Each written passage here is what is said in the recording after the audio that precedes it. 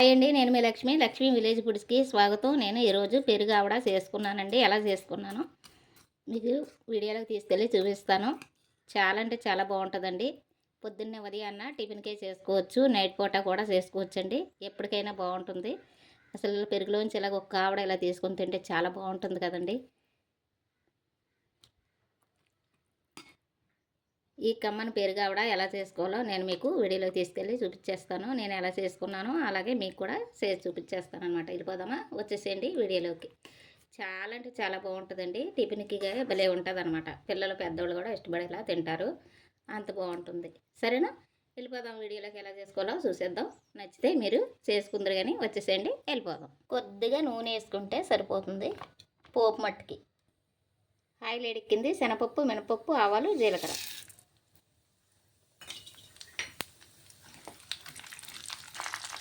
2 రెమ్మలు కరివేపాకు,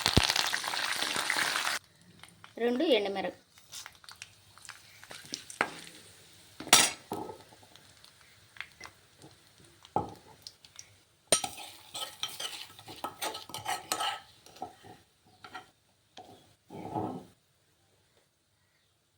అలాగే కచ్చపిచ్చే దంచుకున్న జీలకర్ర, పచ్చిమిర్చి, కరివేపాకు, ఉప్పు, కొద్దిగా పసుపు వేసి ఇలాగ కచ్చపిచ్చగా దంచాను అన్నమాట. ఇది పచ్చివాసన పోయేంత వరకు ఇలా నూనెలోనే ఫ్రై చేయాలి. వేగిపోయిన చూడండి, ఎర్రగా వచ్చింది కదా, బాగుంటుంది. ఆఫ్ చేసేసుకుందాం. పెరుగులో వేసేసుకుందాం. కొద్దిగా ఉప్పు పసుపు కలుపుకున్నాం పెరుగులోని. ఇప్పుడు ఈ గారెలు వేసుకుందాం అనమాట.